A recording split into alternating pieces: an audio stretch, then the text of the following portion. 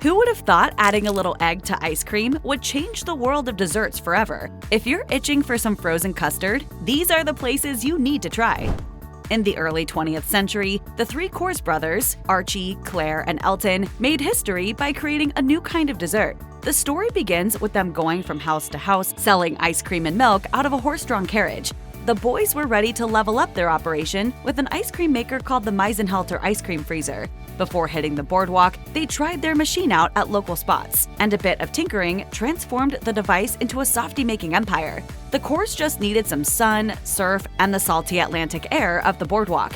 At a nickel apiece, those servings of ice cream probably seemed like a bargain to the 18,000 people who lined up that first day to get relief from the heat. There was just one problem. Salty air plus ice cream equaled rapid melting. The Kohrs solved this dilemma by adding eggs to the recipe, which allowed the frozen dessert to stand up to the heat. This invention merited a new name, frozen custard. Frozen. Like frozen, cold frozen? Frozen to the touch? Although the original Coney Island Kohrs closed, the recipe and tradition live on at Kohrs in Seaside Heights, New Jersey. How do you improve upon perfections like chocolate or coffee-flavored frozen custard? By adding extras like Oreo cookie crumbles, mini gummy bears, and some Reese's peanut butter cups. Of course, purists who have tasted the offerings from Surfside Frozen Custard in Seagirt, New Jersey, might balk at the idea of adding anything at all to the restaurant's made-fresh daily custard. In many respects, Surfside Frozen Custard couldn't be more different than the Boardwalk Ice Cream and Frozen Custard mini-marts. Like the original Kohrs restaurants, Surfside Frozen Custard is the passion project of three brothers, T.J. Earl, Michael Earl, and Walter Earl II. Owning a frozen custard business allows them to enjoy the summer sun with local New Jersey residents, an experience that's made lovelier by nabbing a seat at the nearby picnic benches, right under the fairy lights. It's all part of the restaurant's outdoor seating area, and it's pure summer magic. It's difficult to discuss the history of frozen custard without talking about ice cream. And in the US, it's impossible to talk about ice cream without mentioning where someone took the first bite of it. That first bite happened in 1744 during a private affair at the Annapolis home of then Maryland Governor Thomas Bladen. This gives ice cream lovers in Maryland a conversational jumping-off point when they're ready to trek down Maryland's ice cream trail. And the top place to get your custard fix in Maryland is the Queen City Creamery and Deli in Cumberland. The shop serves vanilla and chocolate custard plus one other flavor of the day. Naturally, this spot also knows how to decorate a custard cone by offering a variety of toppings, including peach, strawberry, and Kit Kat.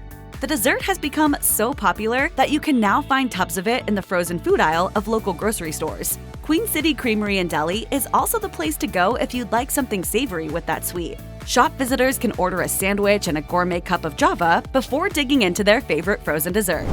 For frozen custard lovers in Springdale, Pennsylvania, a trip to the frozen custard stand means more than 2 scoops of deliciousness. It also means a round of mini golf if the mood strikes, making Glen's Custard one of the more unique places around the country to get your frozen dessert fix.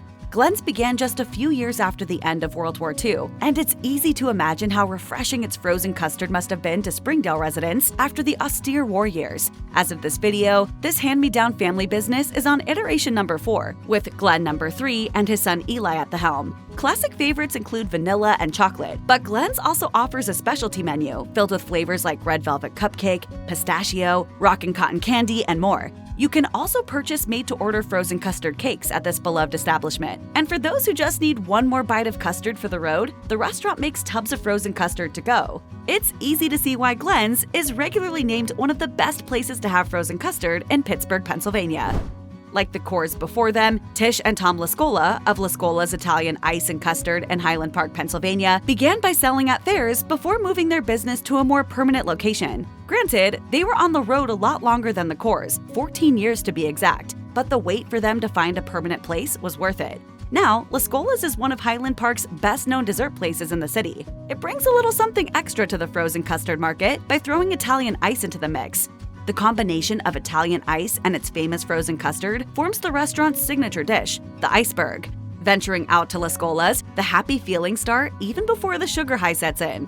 On the walls near its outdoor seating area is a Technicolor mural filled with sunshine, flowers, and other positive imagery. Once you arrive at the U-Serve window, you'll see offerings for more than just chocolate and vanilla. Lemon olive oil, salted caramel, and rum raisin are just a few of the must-try flavors.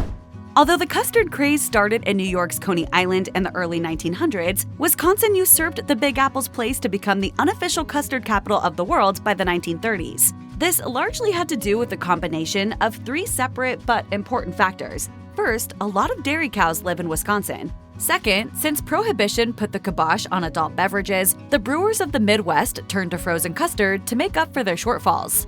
And third, when the World's Fair came to the area, Chicago to be exact, Midwesterners got their first real introduction to frozen custard. One person to try it there was Paul Gilles, who was wowed by how many people he saw waiting to get their frozen custard. Not long after that, Gilles' Frozen Custard opened in 1938 as the first custard stand in Milwaukee. Milwaukee's first custard stand has been slinging sweet treats for generations. Throughout its existence, Gilles' Frozen Custard employed some key people, including Paul's brother Tom and later Leon Schneider. Schneider was Gilles' night manager until he opened his own frozen custard restaurant in Milwaukee. And while it might be tempting to think that big competition sprang up from there, it didn't. This may be a key factor in why Gilles' has been open for so long, and why its classic chocolate custard always makes the city's many best-of lists. While Leon's Frozen Custard restaurant can't brag about being Milwaukee's oldest frozen custard joint, it can brag about having the coolest retro design.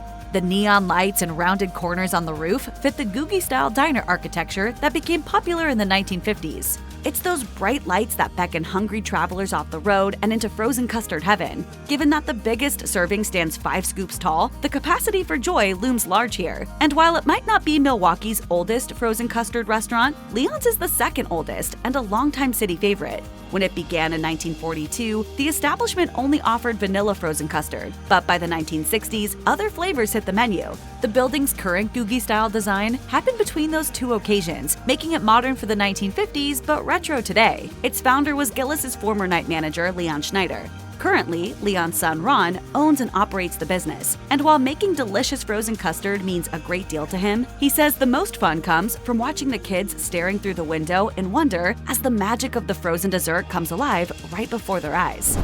Although Kopp's Frozen Custard now enjoys just as much fame for its burgers as it does frozen custard, it's the company's philosophy of have dessert first that keeps people coming back. Like all others in the area, Kopp's makes its frozen custard with plenty of egg yolks and lots of butterfat. That's why it tastes great anytime, and why Kopp's sells about 50 gallons daily. As for its burgers, big dollops of butter on the buns are one of the not-so-secret ingredients that makes these sandwiches irresistible. On a good day, the restaurant will serve 2,000 of them. Like Leon's and Gilles', Kopp's has called Milwaukee home for decades. Started by Elsa Kopp in 1950, the restaurant builds loyalty from the customer's first visit. It's not unusual for people to begin their relationship with Kopp's when they are mere munchkins, nor is it unusual for them to continue the frozen custard tradition with their own kids. And Kopp's is so good that it doesn't just attract the locals. Some longtime customers hail from places as far away as Texas, and while they could go anywhere they want when they visit the city, it's not a visit to Milwaukee until they've made their stop off at Kopp's Frozen Custard.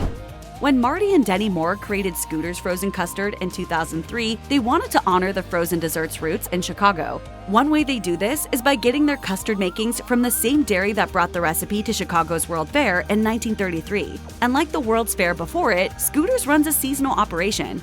Come the second Friday after Turkey Day, it's time to close up shop so the Moores can enjoy a long winter's nap, but not before every last drop of their frozen ambrosia goes out the door. In the months when Scooter's is open, locals eat up concoctions like the Strawberry Concrete and the Elvis. If Scooter's Frozen Custard customers would like a little sandwich to go with their custard, the Moores serve hot dogs as well to give restaurant visitors a little savory to go with their sweet. If you're looking to beat the heat, you can't beat Scooter's. John Ritter of Ritter's Frozen Custard found himself wondering what to do as he was winding down a 35-year career in animation. Right before he retired, he got a nudge from one of his sons to start an ice cream shop. When Ritter was a teen, he worked at the local ice cream parlor, and while his career took many meandering turns, the second act of his life would finally bring him back to the frozen dessert business. Today, Ritter's Frozen Custard is located in 6 states, including Texas and Indiana. The stores serve a variety of custard flavors, including amaretto cherry chunk and apple cobbler. The Frozen Custard restaurant in Franklin, Indiana, updates its flavors regularly and even employs a few cake maestros to create delicious frozen custard cakes to help customers celebrate birthdays, graduations, and other special occasions. As any business owner along Route 66 can tell you, being on that trail is very profitable. Merge that location with nostalgic foods like frozen custard, and you have frozen food gold. This may explain why Ted Drew's in St. Louis remains a popular stomping ground for tourists, despite being open only about 5 months of the year. There's even a street sign touting it as a Route 66 attraction. But no sign would engender that kind of loyalty that Ted Drew's does if the restaurant didn't serve quality frozen custard. And if the number of people lined up at the window proves anything, it's that the frozen custard here merits the wait. To the uninitiated, the store's signature dessert, the concrete, is a frozen dessert that runs so thick, you can liken it to the consistency of concrete. Being able to turn the full cup sans lid upside down counts as one of the concrete's most convincing selling points. Add some delicious toppings like cinnamon and pecans or chocolate and mints, and you'll be convinced that Ted Drew's concrete counts as the tastiest concrete on all of Route 66. A quick perusal of Erma's original frozen custard special flavors reads like the who's who of the custard world. Banana kicks it off, followed by flavors like toasted coconut and Dutch apple pie. Naturally, come fall harvest, pumpkin, and even more pumpkin land on the menu as a last hurrah before Erma's shutters for the season. Everything is pumpkin spice. And while some may be tempted to think that it takes menu ideas from Starbucks' fall playbook, that isn't the case. Pumpkin has been featured there since the 1970s. It's even made with the good stuff, that is, no food substitutes. The pumpkin and the pumpkin pie spice are as real and wholesome as the fresh eggs and butterfat in the custard itself. As if that weren't enough, the Custard restaurant offers at least 30 different kinds of parfait, giving fans an excuse to come back every day of the month to try something new.